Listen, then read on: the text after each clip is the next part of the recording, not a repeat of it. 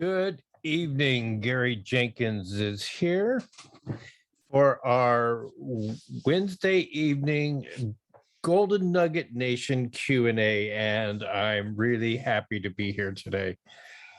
I've been not feeling very well, but things are getting better. Things are getting better, and I'm sure that in a very short amount of time, I'll be well again. Now, a bit of housekeeping. Next Wednesday and the following Wednesday, so that'd be the 22nd and the 29th, there will be no Golden Nugget Nation Q&A. However, we will restart on the 5th of January. So I want to wish you all great holidays. If you are celebrating the Western Christmas, or you're involved in Hanukkah at this point. When I come back, I'll be wishing people the Orthodox Christmas crowd my best wishes for that holiday for themselves. And, this is kind of like a wonderful time of year. It's a great time for entrepreneurs to not only try to wrap up this year, but to really get intensely focused on what are your goals for next year. Write them down, think them through. A lot of the world is going to start to shut down. Especially, it was a real shock to me when I first came to Europe about 20 years ago. I was used to the United States. Possibly you might have Christmas Day, the day after Christmas off. You would most likely have New Year's Day off, maybe half a day on New Year's Eve working. To come to the United Kingdom and discover that virtually a couple days before Christmas, businesses literally just stopped working, and they wouldn't reopen until after New Year's, was just a shock to my system. Some employers require that it's your holiday time, that you take 3 or 4 days of holiday to give you all that time length. Others, it was you got paid anyways. It was a Christmas bonus from the company. But what I will say that I like about this time of year is the fact that people in general, I mean, there's people who are always going to be in it for themselves, nasty, but in this time of year, there seems to be a little bit of more grace being extended to people, a little bit more goodwill, a little bit more watching out for the other person. And as much as people might say, oh, that's religion, or that's tradition, or whatever they might want to throw into it, for some reason, people say this is one of their favorite times of year. Now, for me, it's not. I don't like waking up when it's dark, and I don't like going to bed when it's dark. I don't like going home when it's dark. I don't like walking into work when it's dark. I'm one of these people that if it's light outside, I'm happier. I really like that. So I guess maybe I would love this time of year if I was in South Africa or Australia or New Zealand, or someplace where they are currently experiencing their summer. But for myself, I'm not a big fan of all the darkness. But what I do like is the light. So many people in Europe have started to do light displays and things. When I first came here, I came here to work in addictions and in treating people with addictions. And one of the things that was suggested about an activity of this time of year was from the North Americans who came here to teach the Brits how to do addiction work was, why don't we take them out on a walking tour of all the holiday lights on people's houses? And the Brits were looking at us like, do what? And we started talking about, how people put up lights and displays, et cetera. And they said, not here, mate, not here in the UK. And that to me was a real shockaroo. I just could not believe that people did not put out lights. But over the last 20 years, I have found that there are some streets where they have begun as a street project, putting up some lights to help celebrate the holiday, to put on displays. Oftentimes it's the commercial things, but some people put out nativity displays, etc. And so it's nice. It's really nice to go for a walk and walk by those homes on these dark nights. But I have digressed, and I want to get to the question tonight. It was an interesting question that came in.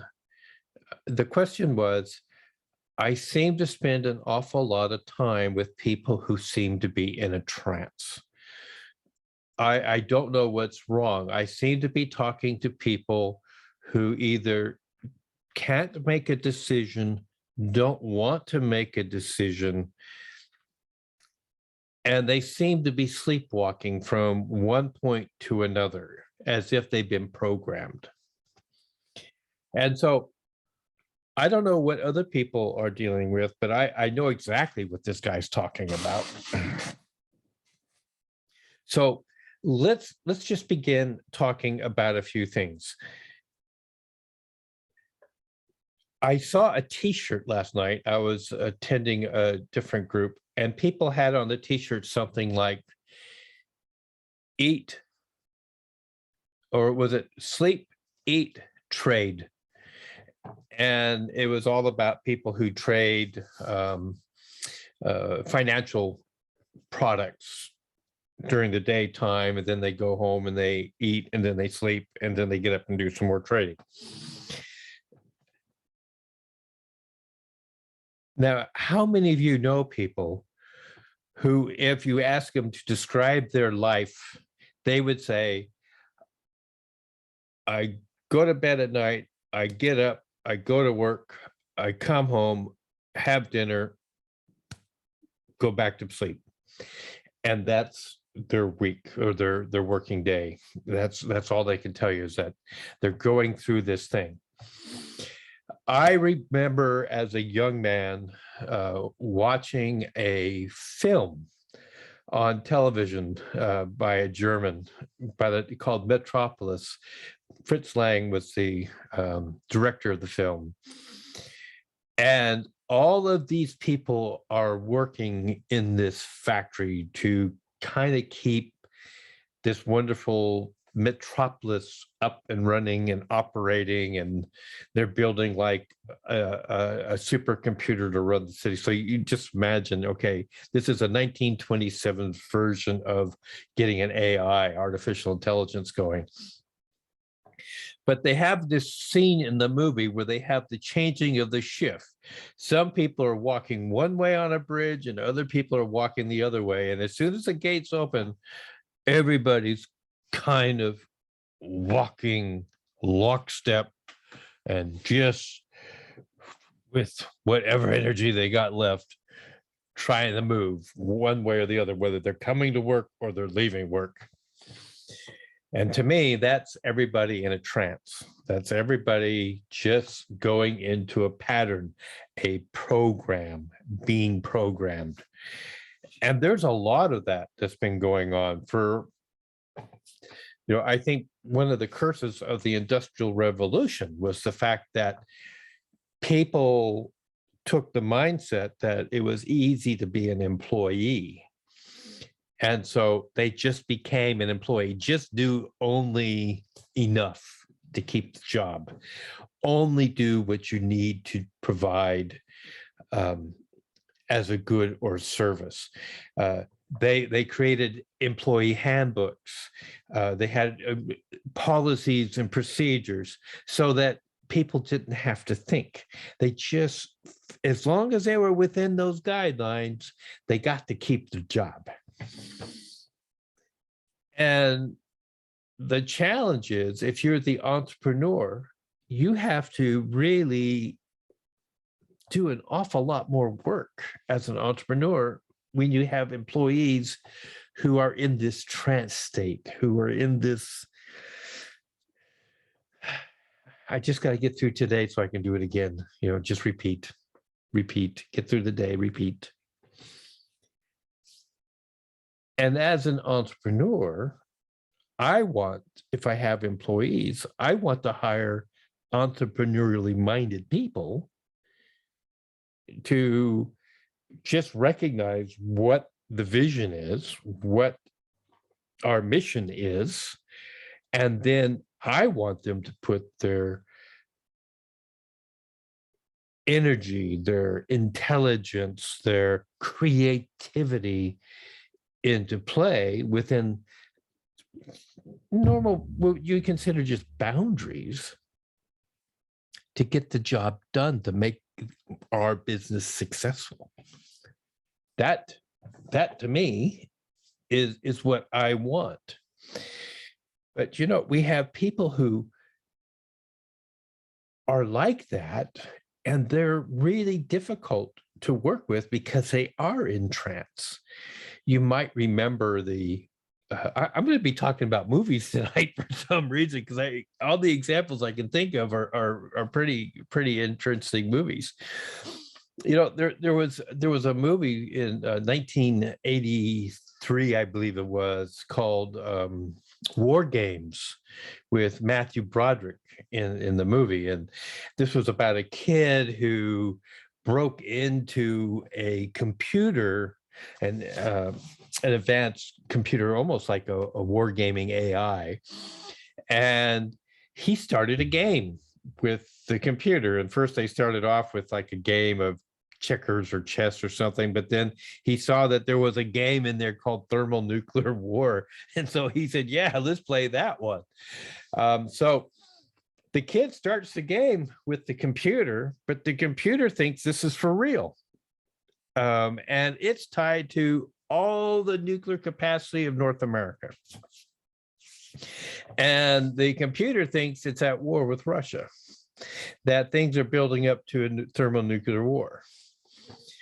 Well, as the movie goes on, they suddenly realize that the computer does not know that it was just playing with this kid. It doesn't know that there isn't really a war going on.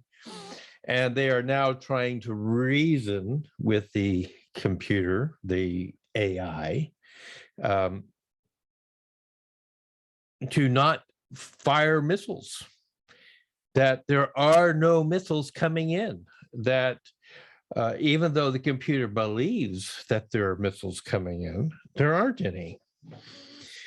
And there's a period of time when they're just kind of thinking that we're all going to die, when the computer kind of clears all the screens and says, this is a silly game. The only way to play is not to make the first move. Would you like to play a game of chess? So interesting move, but you got to understand that people get into this lockstep and they think the war is really going on, that it's really happening. And they're afraid and they're fearful, and that's what's going on in their minds. It's almost as if they are in a hypnotic trance. You might remember The Matrix. Here we go again.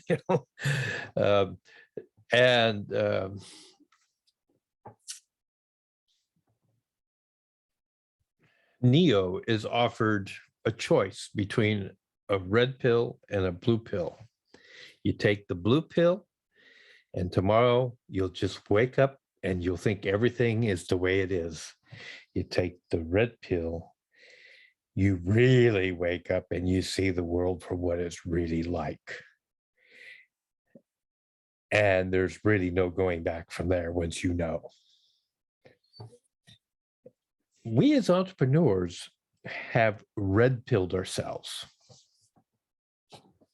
Now, I'm not talking about in the political sense and other things, because there might be other areas that we say blue pilled and we don't know what's going on and we don't want to know. We just want to get going through life. But as an entrepreneur, you made a decision at some point, a decision that employees don't make. You say, I'm going to go it alone. I've got a better idea. I've got a better mousetrap. I've got a better sense of who I am and what services I can provide, and that I'm worthy of greater pay. And I want to build a team and etc. I became an entrepreneur because I really thought that the idea of being an affiliate marketer would be great. One of the things I found was I was just terrible at affiliate marketing. But I also discovered that I really like podcasting. I really like telling stories and to give speeches and different things. And so that's how we get to where I'm doing right now. But how do you deal with this? You know, the person you need to be selling to is whoever you have created in your avatar. And so my question is your avatar somebody who is in trance? Or is it somebody who is awake? Somebody who is self-aware that they need something to remove pain from their life, whatever that pain is, and whatever would fit with your product to help them achieve the relief they're looking for. That might be not the most eloquently phrased statement, but as a psychologist, I know that people want to move from pain to pleasure for the most part. People want to seek some form of gratification as to stay in a state of suffering. So how do you create an avatar? How do you create your ideal customer? Who is it? What age are they? I was talking with a friend of mine, a good friend, and also a member of the Nugget Nation, about their avatar, because they started out really generalized. You know, I just want to deal with females, and then it became, well, actually, I'd like to deal with women who are in their. It was actually, I want to deal with older people who are in their 40s to 50s who are going through a transition. Okay, great. And then it became, I want to deal with females. I want to deal with only females who are in this transition phase. They've either had a divorce. They realize after so many years of working for other people that isn't satisfactory to them any longer. Perhaps they've decided that the kids are out of the house now and it's time for them to make a change. Maybe they've had a series of unsuccessful ventures in the past, and they're looking for a group to guide them, to help them along the way. Well, you have to start to get really specific about these people. Because one of the things that I think is going on in the world, and this is Gary's opinion, so let's just keep it at that, is I believe that there is a war going on, if you will, for your mind and for your spirit. And part of that war is almost a hypnosis. They want to control your mind. They want you to be afraid, or they want you to think you can't do certain things. They want you to feel you're not as powerful as you are. They want to steal your dreams from you. They want you to be a cog in their machine as opposed to you creating your own machine, if you will. That's the battle for your mind. And then there's the battle for your spirit. That thing that is you, but you can't see it clearly. You can't look, you look in the mirror, you see your body. But most of us are self-aware enough to know that our body is not really us. And so that's what I'm going to call your spirit. That thing that's you, but it's not your body. And there's a real desire to try to control that, to try to disconnect you from your higher self, to disconnect you from your higher power, to disconnect you from upright moral thought and teaching and being the best version of yourself all the time. Because when you see the people who are like in trance, you know, the people in the Fritz Lang movie Metropolis, where they're just kind of going to work, there is no spirit in them. There is no free thinking. Their minds are controlled. Their bodies are controlled. They just can't be there. But as an entrepreneur, we have broken these shackles. And as we begin this journey, we begin to realize that the entrepreneurial approach is something where you have to kind of cleanse yourself of all of this negativity. You have to get rid of all of these self-doubts and fears and the little tiny professors in ourselves that have existed since we started our early childhood, where people say you can't do that, you're not good enough, you're not clever enough, you're not the sharpest tool in the shed. Those kind of self messages, those are attacking not only your mind, but they're also attacking your spirit. There are people who say, who are you that God would be mindful of you?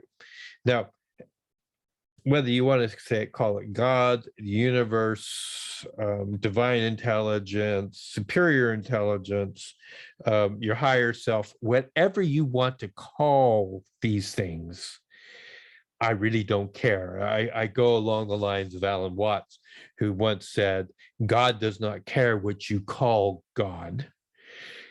Water will still make you wet when you fall in it. And so there we go. That's the whole thing. You have a spirit, and that, let's just call it that. You have a spirit. There is, whatever you are, that force inside this body that animates and moves it around. And you have those quiet times when you realize that there's more to you than this body, that spirit. It has to kind of go through a door where it realizes, hey, I'm connected to things that are far greater than myself, and I can receive inspiration and wisdom. You know, like when you walk in the woods, for some people, I'm kind of one of those people, or when I go to the water, to the beach, when I'm at the ocean, I connect to nature in such a way. I feel uplifted. I feel invigorated. I feel energized and charged. And yet I know other people who can walk through the woods or go to the beach. It's no different to them than going through the mall or going to work. They're just in trance. They don't even think about how they get to where they're going. They just somehow get there. I'll tell you, when I was a graduate student, I wanted to get to the library. I grabbed a few books. But I also took my laundry because I realized that I needed to go and get a load of laundry done. And I was going to read the books while the laundry was going at the laundromat. And I jumped into my car to take the 10-minute drive to the laundromat. An hour later, I pulled into the car park at the university because I was thinking it was time for me to go to the library. Reached over to grab the books sitting on top of the laundry, realizing that I had just driven 60 miles to come to the university to get into a library that is closed on Saturdays and Sundays, only to now I have to turn around and go back to the laundromat 20 minutes from or 10 minutes from my house to do the laundry and read my books. Crazy. But that was me being in that trance, being in that mind control. And people are in it. So why don't you create an avatar that doesn't have people like that? Create an avatar of people who are self-aware, an avatar of people who know they want more, an avatar of people who say, yes, I realize that there is a war going on for my spirit, but I've overcome that because I know that there's something greater than me. I can feel that energy and that wisdom coming into me. I have moments of inspiration. I have times when I know that when I speak, I'm actually speaking from a higher level of wisdom and intelligence than what I could ever generate. And it really benefits the person I'm talking to. I can listen well. Maybe you need to make those people your avatar, or at least add those qualities into the avatar. And I wonder how that would change the people you select to approach, how it will change your advertising if you're doing advertising, or how it will even change how you speak to other people. Even people you're not trying to do business with, how will that change the people you associate with voluntarily? One of the things that I'd like to do is when I start to wonder, am I thinking okay? Am I thinking prosperous thoughts? I make myself go to places like the Dorchester in London, fine hotel. I'll go sit in the lobby. I'll order a coffee. Coffee costs me like £8-9 for a cup of coffee. I'll make it last for 2 or 3 hours just so I can sit with really successful people, just so that I can be in that cloud. I might go to Hyde Park, the Oriental restaurant, go in and have lunch, or go in and have a coffee in their little coffee sandwich area. Watching people eat these little sandwiches with their coffee, knowing that they're going to pay $100 for it. I'm going to pay 15 pounds for my coffee, and know that I only get 2 hours in there, because after 2 hours, they'll kick you off the table. But just sit in there and be with that vibration.